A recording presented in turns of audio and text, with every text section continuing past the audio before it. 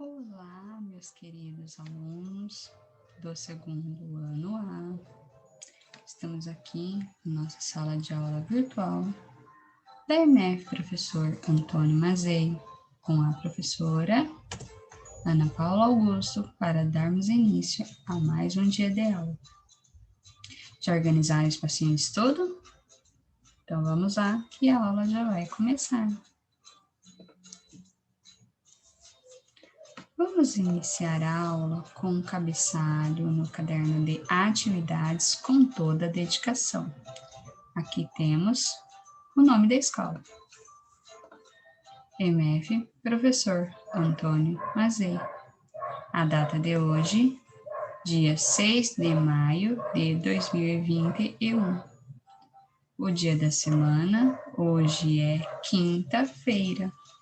E a palavrinha mágica?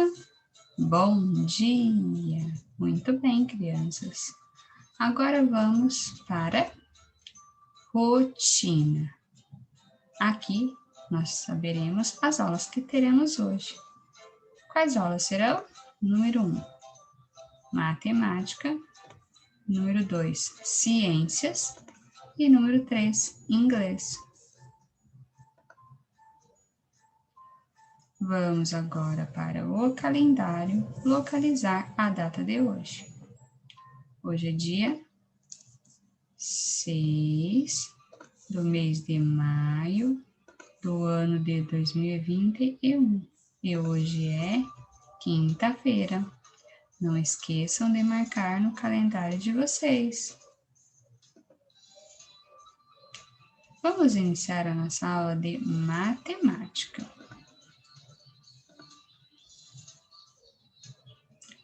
Vamos iniciar aqui a aula de matemática com a correção da atividade da página 9. 7. Os números nas camisetas foram escritos usando um padrão. Letra A. Descubra-o e escreva os números que estão faltando.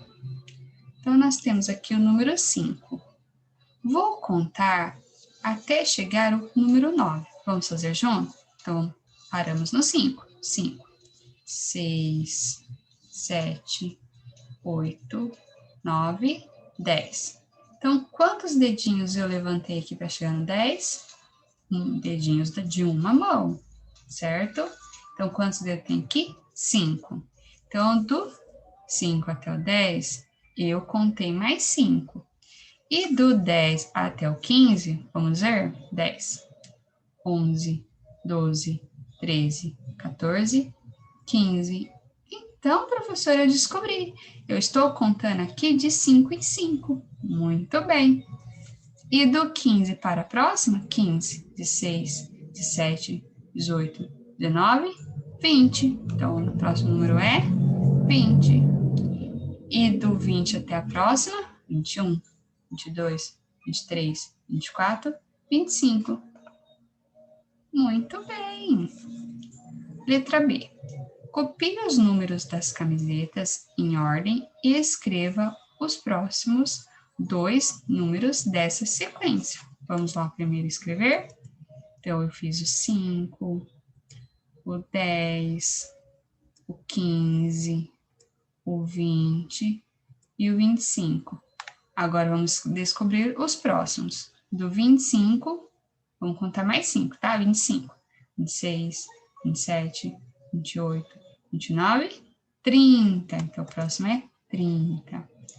E o último número, 30, 31, 32, 33, 34, 35. Muito bem. Então, aqui nós fizemos uma sequência de 5 em 5. Façam a correção. Atividade 8. Forme os pares de luvas de goleiro e escreva se a quantidade é par ou ímpar. Vamos lá. Primeiro, a letrinha A. Vamos fazer? Aqui eu tenho um parzinho, aqui eu tenho um outro, aqui eu tenho outro e aqui eu tenho outro. Então, aqui eu quero saber, essa quantidade aqui deu par ou ímpar? Deu ímpar. Por que ímpar? Professora, sobrou uma luva. Então, a quantidade é ímpar quando sobra. Vamos para a letra B. Vamos fazer o mesmo. Um parzinho, outro, outro, outro, outro e outro. Essa quantidade deu par ou ímpar? Deu par, professora. Por quê? Porque deu parzinho certinho, não sobrou nada. Isso mesmo, muito bem. Vamos para a atividade 9. Marque um X na luva da mão direita. Mão direita, aqui. Atividade 10. O professor André organizou uma Olimpíada com as suas turmas. Cada equipe será formada por 10 alunos. Observe os alunos aguardando para jogar. Vamos primeiro formar os grupos aqui de 10 em 10? Então, vamos lá. Então, vocês vão contar e formar, ó. 1, 2, 3, 4, 5, 6, 7, 8, 9, 10. Próximo. 1, 2, 3, 4, 5, 6, 7, 8, 9, 10. E por último, 1, 2, 3, 4, 5, 6, 7, 8, 9, 10, tá? Esse aqui ele entrou um pouquinho aqui porque eu não consegui puxar o círculo, ok? Muito bem. Então, formamos 3 grupinhos com 10. Letra A. Sem contar, tente descobrir quantas crianças aparecem na figura. Essa é uma resposta pessoal. Letra B. Agora, conte-as e veja se você acertou. Se você acertou, coloque sim. Se você não acertou, coloque não, mas não tem problema. Então, a resposta aqui é pessoal. Letra C. Quantas crianças há no total? 30 crianças, né? 30 alunos. Então, vocês podem contar aqui, porque aqui eu tenho 10, mais 10, 20, mais 10, 30.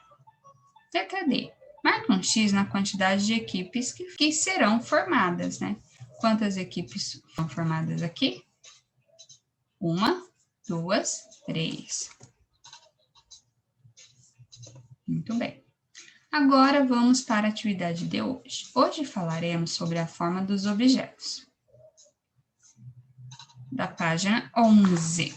Você já observou as formas das embalagens no supermercado? Então, vamos observar aqui. Circule as embalagens que têm apenas superfícies planas, ou melhor dizendo, superfícies retas. Quais são? Vamos circular? Aqui, ó, você pode ver que é tudo retinho, que é o do suco. A da bala também, que é um formato bem reto. Aqui, que é essa caixa de chocolate também, muito bem.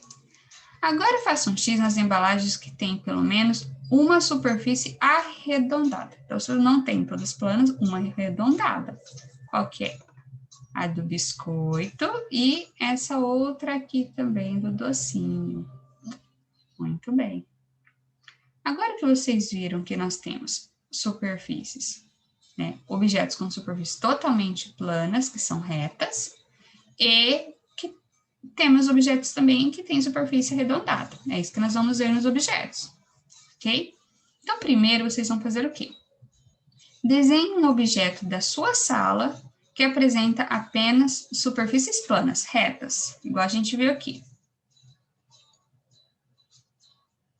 Agora, desenhe um objeto da sua sala que tenha pelo menos uma superfície arredondada. Se você não encontrar na sala, não tem problema, pode ver nos outros ambientes da sua casa. Investigação matemática. Para esta atividade, você vai precisar de embalagens ou objetos na forma de paralelepípedo, cubo, cilindro, pirâmide e cone. Mas assim, para essa atividade eu vou tentar explicar aqui mesmo, não precisa buscar os objetos. Então vamos lá. Nós temos aqui o cubo, o paralelepípedo, o cilindro, o cone e a pirâmide, ok? Então vamos lá observar esses objetos. Número 1. Separe as embalagens na forma de cubo e cilindro. Observe as superfícies dessas embalagens, as semelhanças e as diferenças entre elas. Nós temos aqui o cubo e o cilindro. O que eles têm de diferente? Primeiro, professora, o cubo tem todas as partes planas, retas. Isso. E o cilindro já não, ele tem parte plana, reta aqui em cima, por isso que ele está parecendo que está sobre a mesa, mas ele também tem uma parte arredondada, coisa que o cubo não tem, certo? E o que a gente viu, que ele tem de igual, de semelhante? Que ele tem superfície plana, os dois têm. Agora vamos para a atividade 2. Separe as embalagens na forma de paralelepípedo e cone e observe suas superfícies e as semelhanças e as diferenças entre elas. Ambas têm a parte plana, que é reta, por isso que parece estar sobre a mesa. Mas o que nós vemos de diferente é que o cone, ele tem uma superfície arredondada, o que o paralelepípedo não tem. Ele é totalmente com superfícies planas. 3. Observe as embalagens na forma de paralelepípedo e de pirâmide, pensando nas semelhanças e nas diferenças que há entre elas. Marque um X na frase que indica uma semelhança entre essas formas. Vamos lá? O paralelepípedo e a pirâmide têm superfícies arredondadas, ou a pirâmide e o paralelepípedo tem apenas superfícies planas. Isso, muito bem. Ambos têm todas as superfícies planas, a gente não consegue observar arredondada, igual a gente viu no cilindro. Agora vamos para as atividades. Número 1. Se você pudesse escolher entre esses dois objetos para usar como bola em uma brincadeira, qual escolheria? Essa é fácil, né? E por que você escolheria esse objeto? 2. Faça um X na figura do objeto que não se assemelha a um cilindro. Ele não parece com um cilindro. 3. Quantos blocos foram usados para formar a pilha representada a seguir? Quantos blocos tem aqui? Os blocos se assemelham a qual forma geométrica que a gente estudou? 4. Marina fez um robô usando embalagens. Olha que interessante o robô dela. Escreva na tabela a seguir quantidade de embalagens que lembram cada forma geométrica usada para construir esse robô. Então, vamos para a forma geométrica: paralelepípedo, cilindro, cone e cubo. E aqui na frente vocês vão colocar a quantidade de embalagens usada no robô. Então, cada vez que você identificar, circule a embalagem, ok? E atividade 5. Este é um cubo. Observe como Marina desenhou um cubo em uma malha de pontos. Agora é a vez de vocês. Use um lápis vermelho e complete os outros cubos com os traços que estão faltando, que faltam. Atividade 6. Este é um paralelepípedo. Veja como Ana desenhou um paralelepípedo na malha de pontos. Agora é a vez de vocês. Use um lápis verde e complete os outros paralelepípedos com os traços que faltam. E esta é a aula de matemática. Vamos agora para a aula de ciências. Para iniciar a aula de ciências, irei fazer uma leitura para vocês. Prestem atenção. As árvores e os animais. Alguns animais fazem sua morada debaixo das árvores, como o veado, caititu, anta, queixada, cutiara, rato, jabuti, paca.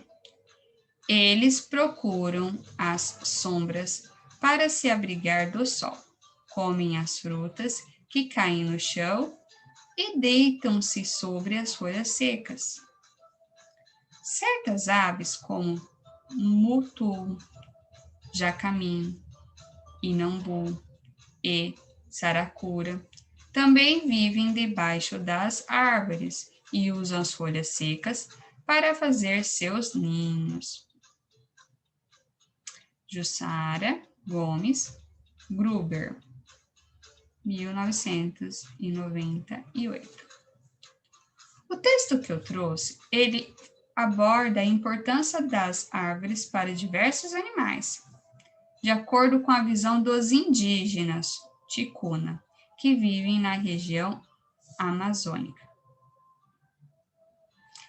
O que vocês irão fazer aí? Grife no texto o nome de 3 animais que constroem sua morada debaixo das árvores. Você conhece algum deles? Quais? Se você não conhece, eu convido vocês a procurar na internet, lá no Google, digitar o nome do animal que você não conhece e ver a imagem dele e conhecer um pouquinho mais. Eu gostaria de saber, qual a importância das árvores para os animais? Vocês sabem? E para nós, seres humanos, a árvore é importante? As árvores são importantes? É sobre tudo isso que nós vamos falar na aula de ciências. Vamos lá? Seres vivos. Em um ambiente de floresta, como mencionado no texto, vivem muitos seres vivos. Entre eles estão, nós temos os animais, a perereca, o tucano, a onça pintada. Nós temos as plantas, manacá da serra, bromélia, xaxim. Nós temos também os fungos e as bactérias, como o cogumelo, um exemplo de fungo, e as bactérias. Os seres vivos nascem, crescem, podem se reproduzir e morrem. Entretanto, existem muitos componentes no ambiente que não têm vida. Por isso, são chamados de fatores não vivos.